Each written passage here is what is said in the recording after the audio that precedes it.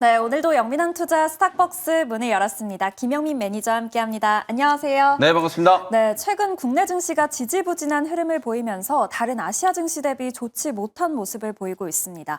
이 분위기 속에 오후장엔 어떤 투자 전략이 필요할까요? 사실 이게 절대평가보다 이제 상대평가에서 이제 뒤처지는 게 더 좀 속이 쓰리잖아요. 네. 그래서 오늘 이제 김영민의 시장 직설은 단도직입적으로 이렇게 한번 풀어봤습니다. 오늘 주제는요, 1위에서 22위로라는 주제 한번 말씀드려 보도록 하겠습니다. 네, 뭐가 이렇게 급격한 하락세를 보인 이게 건가요? 보통 우리가 이제 학창 시절에 네. 이제 성적을 이렇게 보다 보면은 전교 1등 하던 친구가 22등 갑자기 가기는 쉽지 않잖아요. 네. 한 20등, 10등 하던 친구가 이제 정말 공부 열심히 해가지고 1등으로 이제 가는 경우는 있어도 전교 1등 하던 친구가 진짜 막 병에 걸려서 알아눕지 않는 이상 갑자기 22등까지 이렇게 추락하기가 쉽지 않은데 이건 뭘 얘기하는 거냐면 우리나라 이제 코스피 지수의 수익률 얘기하는 거거든요. 아, 네. 상반기 때까지만 하더라도 우리나라가 주요국 이제 지수들 중에 그야말로 이제 수익률 1위 굉장히 좋은 성적표를 받았는데 물론 하반기에 아직 좀 많이 남아있긴 합니다만 현재까지 하반기 이제 성적표가 22위까지 이제 추락을 했다라는 거예요. 도대체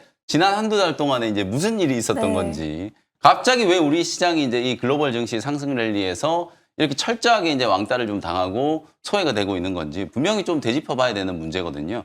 8월 1일 날도 세계 증시가 이제 멀쩡한데 그냥 우리나라가 이제 4% 넘게 급락이 나왔었고 어제도 거의 뭐 8월 1일과 거의 비슷한 흐름이었죠. 장 후반에 뭐 코스피, 코스닥 양시장이 저점을 깨고 더 내려가면서 어제 이제 코스피 지수가 1.5%, 그다음에 코스닥이 2%, 그리고 이제 오늘도 양시장 다 추가적으로 이제 1%가 넘는 이제 하락세가 연출이 됐었어요. 물론 지금 조금 낙폭을 이제 만회를 하고 있는 상황이긴 합니다만 여전히 좀 이제 지지부진한 흐름들이 나타나고 있다라고 보시면 될 것 같아요. 물론 뭐 여러 가지 이유가 있을 수 있어요. 뭐 반도체라든지 의약품에 대한 이제 품목 관세 또 상호 관세가 이제 시행되면서부터 그에 따른 이제 우려가 이제 반영됐다라는 거. 그리고 이제 우리나라가 이제 2분기 실적 시즌이 이제 지난주에 이제 마감이 좀 됐잖아요. 실적이 전체 상장 기업들의 전체 영업이익 기준으로 봤을 때는 한 4% 정도 영업이익이 모자랐거든요. 근데 이걸 실적 때문에 우리 시장이 좀 부진하다라고 얘기하는 건 굉장히 좀 큰 오류가 있는 게 그 실적이 이제 미스난 금액이 총액으로 따져보면 대략 한 3조 원 정도 되는데 그중에 삼성전자, 여러분들 아시는 것처럼 2분기 때 삼성전자가 한 6조 원 초중반 정도 이제 영업이익이 나올 걸로 예상을 했었는데 막상 이제 실적 발표를 해보니까 4조 원 중반이 나왔잖아요. 삼성전자에서 2조가 넘게 어닝 미스가 나온 거거든요.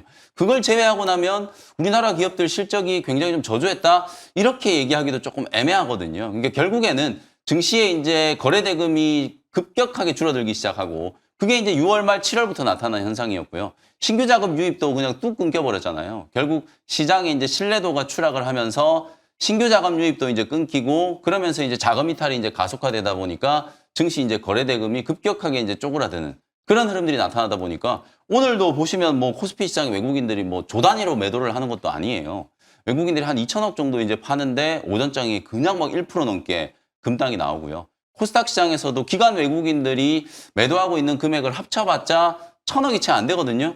근데도 막 1%가 넘는 이제 하락세가 나오잖아요. 이런 흐름들이 만들어지는 게 사실상 시장의 이제 유동성이 이제 굉장히 좀 위축되어 있고 신뢰도 문제가 이제 부각좀 되기 때문에 나타나는 현상이다. 뭐 이렇게밖에는 이제 결론 내리기가 어려울 것 같아요. 그래서 그런 측면들을 이제 감안한다라고 하더라도 어쨌든 하반기 우리 시장이 아직 많이 남아 있잖아요. 그리고 이제 가능성이 전혀 없는 게 아니기 때문에 사실상 증시는 이런 대내외적인 여러 가지 이슈들을 반영하는 것도 있습니다만 중기적인 관점에서 봤을 때는 결국은 펀더멘탈에 이제 수렴을 할 수밖에 없다. 업종별로 보면은 반도체도 하반기 때 좋아진다는 얘기 많이 나오고 있고 제약바이오도 여러 학회 일정과 금리 인하에 대한 기대감, 2차 전지도 여전히 이제 낙폭과대, 특히나 또 ESS라든지 LFP 배터리에 대한 이제 기대감 이런 것들이 여전히 좀 유효하기 때문에 시장이 언젠가는 또 상승 반전의 이제 모멘텀을 만들어 줄 거라는 건 저는 이제 분명하다라고 보거든요. 지금 이렇게 지지부진하게 시장이 움직이는 구간 동안에 내가 과연 어떤 종목들을 이제 좀 우선순위를 좀 두고 매매를 할 것이며 그리고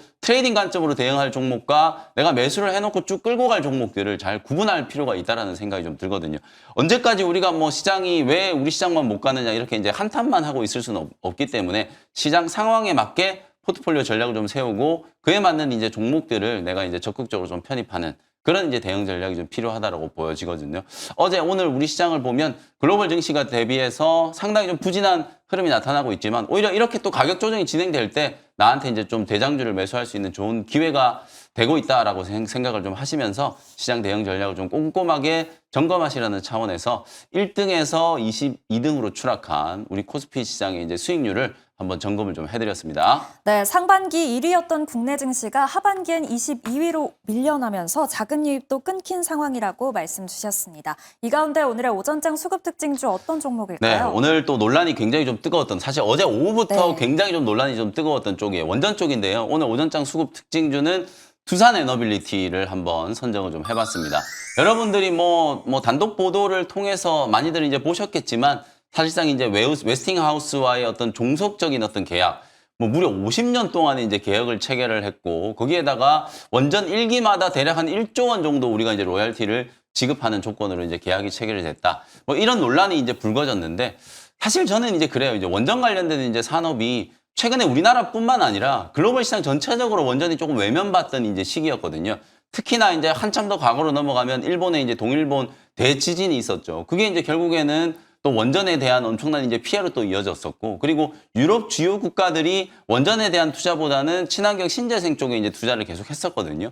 근데 최근에 다시 그 탈원전의 흐름을 좀 탈하는, 다시 원전으로 이제 복귀하는 흐름이 나타난 이유는 결국 AI 산업의 이제 부흥 때문이라고 보시면 되거든요. AI 산업이 이제 급격하게 팽창을 하면서 그에 따른 이제 전력 수급원에 대한 심각한 이제 문제가 제기가 됐고, 태양광, 풍력, 수소 뭐 이런 신재생 에너지 가지고는 절대로 이제 감당할 수 없을 만한 이제 에너지가 필요할 거다라고 예상이 좀 들기 때문에 그나마 안전성과 또 효율성이 어느 정도 확보되어 있는 원전 기술이 이제 다시 각광을 좀 받기 시작하면서 새로운 이제 원전 르네상스가 향후 10년, 15년 이상 진행될 수 있다라는 얘기들을 하고 있잖아요. 그러는 과정에서 우리나라도 이제 UAE의 바라카 원전 이후에 드디어 이제 체코 두코바니 원전은 이제 수주를 좀 했고요. 물론 수주할 때부터 지난 3월 달부터 저가 수주에 대한 논란이 있었잖아요. 저는 그 일환에서 나타나는 노이즈라고 보거든요. 여러분들 생각해 보시면 사실상 이제 계속해서 특허 문제를 가지고 이제 발목이 좀 잡혀 있는 상황에서 글로벌 시장에서 이제 수주를 하기 위해서는 결국 미국 기업들하고 협력을 해서 같이 수주를 해서 또 나눌 건 나누고 얻을 건 얻는 이제 그런 전략을 이제 취할 수밖에 없는 거거든요. 모든 산업에서 다 비슷한 흐름이 나타난다고 보시면 될 것 같아요. 메모리 반도체도 지금 절대 3강의 이제 체제가 구축이 되어 있잖아요. 실제로 삼성전자, SK 하이닉스, 마이크론 이 세 개 기업만 살아남았는데 그 전에는 대만에도 메모리 기업들이 굉장히 많았었고요. 일본에도 메모리 기업들이 많았어요. 근데 지금 다 죽었잖아요. 그야말로 이제 반도체 산업의 치킨 게임이 시작되면서 치킨 게임이라는 건 그런 거예요. 내가 어떤 출혈을 감수하고서라도 시장에 이제 점유율 경쟁을 해가지고 내가 점유율을 어느 정도 이제 확보를 하고 난 이후에는 가격 경쟁력을 확보하고 그리고 난 이후에는 가격을 올려가면서 이익을 이제 얻게 되는 이제 그런 구조라고 생각하시면 되거든요. 저는 원전도 향후 10년, 15년 동안에 이런 과정을 거쳐서 우리나라 기업들이 전 세계 시장에서 지배적인 사업자가 이제 될 거라고 보기 때문에 초기 단계에서는 사실상 좀 출혈을 감수하고서라도 점유율을 먼저 확보하고 체코뿐만 아니라 다른 이제 동유럽의 여러 국가들 그리고 아시아의 여러 국가들 쪽으로 계속해서 이제 수주를 할 수 있는 가능성을 열어두는 게 사실상 시장을 좀 선점한다라는 측면에서 굉장히 저는 중요한 의미가 있다라고 보여지거든요. 그래서 단기적인 관점에서는 분명히 이제 이런 노이즈 때문에 주가가 좀 흘러내리지만 어차피 중장기적인 사이클 그리고 하반기 때부터 본격적으로 시작되는 실질적인 어떤 수주 사이클을 감안해 봤을 때는 뭐 원전 관련된 기업들 크게 걱정하지 않으셔도 된다. 두산 에너빌리티, 뭐 태웅, BHI 그리고 한전기술과 같은 이런 핵심적인 기업들은 오히려 이제 조정을 이용해서 분할 매수 관점으로 좀 대응을 하시는 게 좋지 않을까 뭐 이런 생각에서 오전장 수급 특징주로 두산 에너빌리티 한번 리뷰를 좀 해드렸습니다. 네, 장기 계약 이슈가 부각된 원전주 두산 에너빌리티를 꼽아주셨네요. 그렇다면 오후장 수급 특징주 어떻게 될까요? 네, 오후장 수급 특징주는 CJ ENM을 한번 선정을 해봤어요. 오랜만에 또 컨텐츠 종목. 요즘에 제가 엔터 기업들을 좀 많이 말씀드렸는데 컨텐츠 기업 이제 중국 쪽에서 또 호재가 좀 나오면서 CJ ENM이 오늘 굉장히 좀 강하게 지금도 시장이 좀 흔들리고 있는데도 CJ ENM은 거의 윗꼬리가 없이 상승률이 좀 나타나고 있거든요. 오늘 또 관련된 종목을 제가 후속적으로 좀 하나 준비를 좀 해왔으니까 CJ ENM과 이제 더불어 볼 수 있는 이제 컨텐츠 수혜주 잠시 후에 한번 공략을 같이 해보도록 하겠습니다. 네, 중국 규제 완화 수혜주 CJ ENM을 꼽아주셨네요. 후속주도 눈여겨보시길 바랍니다. 그럼 이제 매니저님이 짚어주셨던 종목 리뷰해 볼 텐데요. 가장 먼저 올릭스가 41% 수익 중입니다.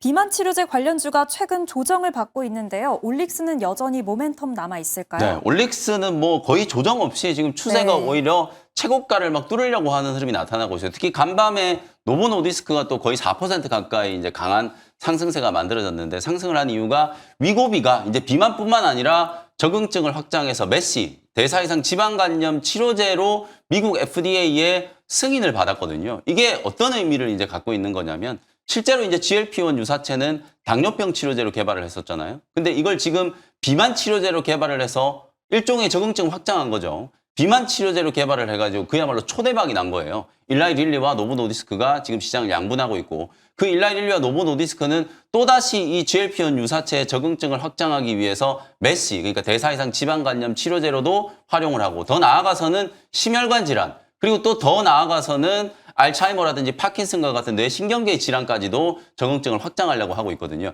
그 가능성을 이제 확인을 한 게 요번에 이제 위고비가 메시 치료제로 이제 미국 FDA의 품목 허가를 이제 받았다는 거라고 보시면 돼요. 그럼 국내에서 올릭스는 이미 연초에 여러분들 아시는 것처럼 일라이 릴리 쪽으로 메시 치료제를 거의 1조 원 가까이 기술 이전 계약을 체결을 했잖아요. 그다음에 이제 D&D 파마텍도 DD01이라고 하는 이 후보 물질, 이게 메시 치료제로 지금 개발하고 있는데 최근에 이 DD01과 관련해서도 기술 이전에 대한 이제 소문들이 무성하게 나오고 있는 상황이거든요.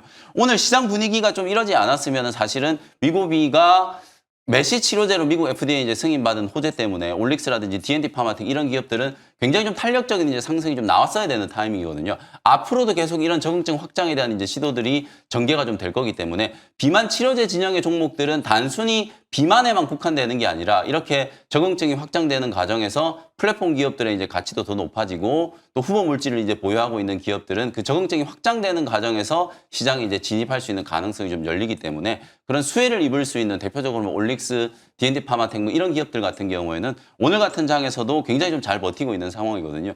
장 분위기만 좋아지면은 충분히 뭐 고점을 좀 뚫을 수 있다라고 보여지니까요. 올릭스도 직전 최고가 한 64,000원에서 5,000원 정도까지 상방을 좀 열어놓고 대응 전략을 좀 세우시면 되겠습니다. 네, 계속해서 유지하는 의견 말씀 주셨습니다. 다음으로 테스가 7% 수익 중입니다. 어제도 리뷰했던 종목인데요. 최근 지지부진한 장에서도 꾸준히 우상향하고 있습니다. 계속해서 보유해도 될까요? 네, 어제도 제가 이제 반도체에 대한 네. 이제 300% 품목 관세 얘기가 나오더라도 결국 핵심은 전방 기업들의 설비 투자가 늘어난다라는 거. 실제로 이제 소부장 종목들이 수주가 많아질 거기 때문에 이제 하반기 주목을 받는 거거든요. 실제로 테스는 어저께 SK 하이닉스 쪽으로 208억 원 정도 규모의 수주 공시가 또 떴어요. 그리고 삼성 쪽은 아직 수주가 시작도 안 됐거든요. P4 공장에 대한 이제 투자가 본격적으로 진행이 될 거고 아마도 4분기쯤 되면은 미국 테일러 공장에 이제 들어가는 반도체 장비 발주들도 본격적으로 이제 시작될 거기 때문에 전공정의 원익 IPS, 유진테크뿐만 아니라 테스도 가장 직접적인 이제 수혜주가 될 수 있다는 거예요. 특히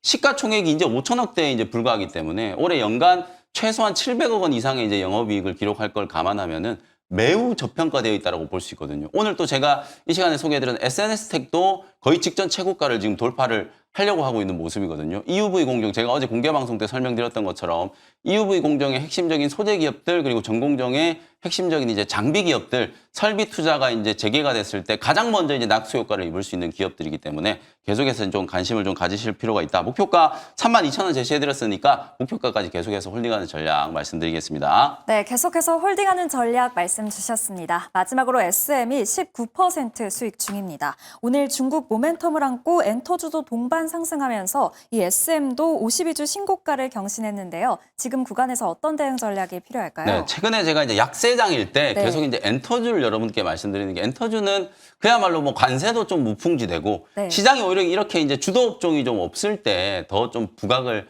받는 이제 그런 경향이 있기 때문에 SM 제가 이제 8월 1일 날 말씀드렸던 게 오늘 15만 원 넘어가면서 목표가 달성을 했고 8월 8일 날은 YG 엔터테인먼트 말씀드렸었죠. 그 다음 영업일 날 바로 YG 엔터테인먼트 그냥 하루 만에 그냥 급등하면서 목표가 10만 5천 원인가 제시해드렸는데 10만 4,900원까지 갔었고요. 어제는 제가 또 JYP 엔터테인먼트 말씀드렸었죠. 오늘 이제 오전장은 컨텐츠 종목들이 많이 이제 주목을 좀 받았습니다만 사실 이제 중국의 콘텐츠와 관련된 이제 규제가 완화된다? 그럼 뭐 결국 이게 또 한알령 해제하고도 또 연결될 수 있는 부분이잖아요. 엔터 기업들은 그런 측면에서 봤을 때 하반기 때 상당한 좀 모멘텀이 있다. 특히 또 제가 어제 JYP 엔터 말씀드리면서 엔터 기업들이 과거에는 그냥 음원이나 앨범 판매 수익에만 좀 국한이 되어 있었다면 이제는 굿즈 판매라든지 또 오프라인 공연이라든지 매우 다방면으로 이제 매출처가 다양하게 이제 또 포트폴리오 다변화가 되고 있는 상황이기 때문에 과거처럼 이런 엔터 기업들이 이제 밸류가 좀 높아진다라고 해서 고평가다 이런 얘기가 나올 상황은 절대 아니라고 보거든요. 그래서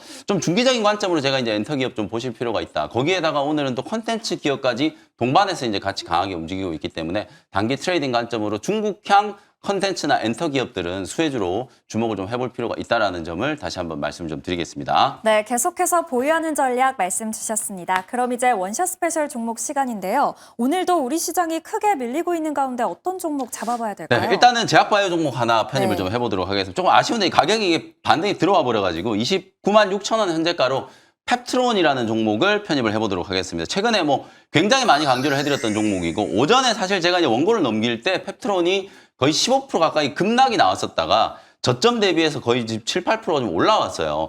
어제 제가 이제 G2G 바이오 말씀드렸잖아요. 마이크로스피어 이제 기술을 가지고 있고 특히 이제 장기 약물 플랫폼 기업으로 주목을 좀 받는다 그러면서 어저께 이제 상한가 가버려가지고 매수 체결은 안 됐습니다만 오늘 또 G2G 바이오가 또다시 한 10% 정도 이제 급등을 했잖아요. 근데 오전에 좀 해프닝이 좀 있었던 게 펩트론 주가가 막 15% 가까이 이제 급락이 나올 때 일라이릴리가 G2G 바이오 쪽하고 또 계약을 할 수도 있다라는 이제 그런 루머가 좀 퍼지면서 G2G 바이오는 급등을 하고 펩트론은 이제 급락을 했거든요. 근데 만약에 이제 그게 진짜라면 G2G 바이오가 지금 이 정도 올라가지 않았겠죠. G2G 바이오는 지금 시가총액이 펩트론의 10분의 1밖에 안 되거든요. 만약에 진짜 일라이릴리하고 계약하는 게 맞다라고 하면 오늘도 상한가 갔어야 돼요. 근데 지금 보시면 윗꼬리가 길게 달려가지고 차익 매물 나오고 있잖아요. 그러니까 이제 거꾸로 펩트론 주가는 반등이 들어오는 거예요. 기술적으로 봤을 때 얼마 전에도 펩트론은 뭐 일라릴리하고 계약이 어쩌고 저쩌고 이런 루머가 돌았을 때 15만 원 밑으로까지 급락을 했었거든요. 근데 그러고 난 이후에 2달 만에